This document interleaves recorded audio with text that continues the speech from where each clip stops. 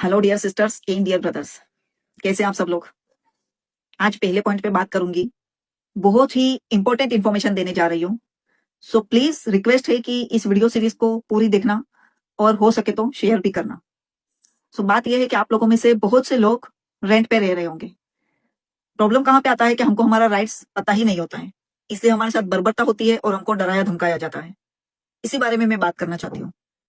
पहले तो आप ये समझिए कि अगर आप रेंट पे रह रहे हैं तो रेंटल दो टाइप के होते हैं। एक वो जो हर महीने रेंट दे रहे हैं और एक वो जिन्होंने हैवी डिपॉजिट पे लिया है।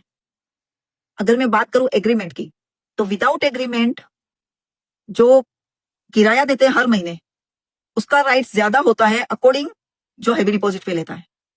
ठीक है, लेकिन उसमें भी ओनर और टेनेंट के बीच के राइट्स की बात हो रही है। सोसाइटी में सबका राइट्स बराबर है।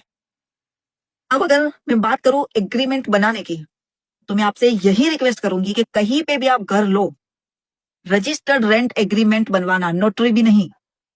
क्योंकि रजिस्टर्ड रेंट एग्रीमेंट बनवाने से जो लाइसेंसी होता है, जिसने हैवी डिपॉजिट पे लिया है, उसका राइट्स भी उतना ही हो जाता है जितना नॉर्मल टेनेंट का होता है।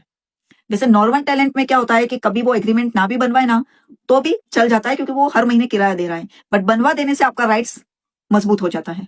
ठीक है, कभी कभी अगर बात कुछ बढ़ जाती है, आगे जाती है पुलिस या कोर्ट में, तो वो यही बोलेंगे कि एग्रीमेंट के बिना कैसे हम लोग आपकी बात सुने, इसलिए एग्रीमेंट बनना चाहिए। बट लाइसेंसी के लिए ज्यादा बेनिफिट से एग्रीमेंट का बना देना, क्योंकि उसका राइट्स नॉर्मल टेनेंट के बराबर में आ जाता है। इवन हमने जो हैवी डिपॉजिट दिया है ना, कोर्ट की नजर में हमने इंटरेस्ट फ्री लोन दिया है, इतना राइट्स हमारा बढ़ जाता है अगर रजिस्टर्ड रेंट एग्रीमेंट है तो। अब इस पर एग्रीमेंट कोई भी ओनर आपको वर्बली धमकी नहीं दे सकता।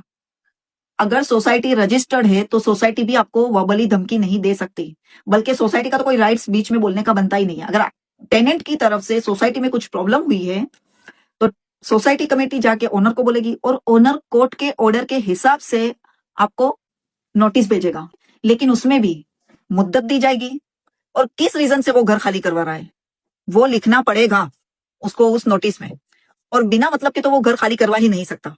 और ये कह के भी घर खाली नहीं करवा सकता कि मुझे अभी पैसों की जरूरत है इसलिए मैं घर बेच रहा हूं। तुम्हारी पैसों की जरूरत से हमारा कोई लेना देना नहीं है, तुम कैसे भी एडजस्ट करो। इसलिए करके रजिस्टर्ड रेंट एग्रीमेंट जरूर बनवाना।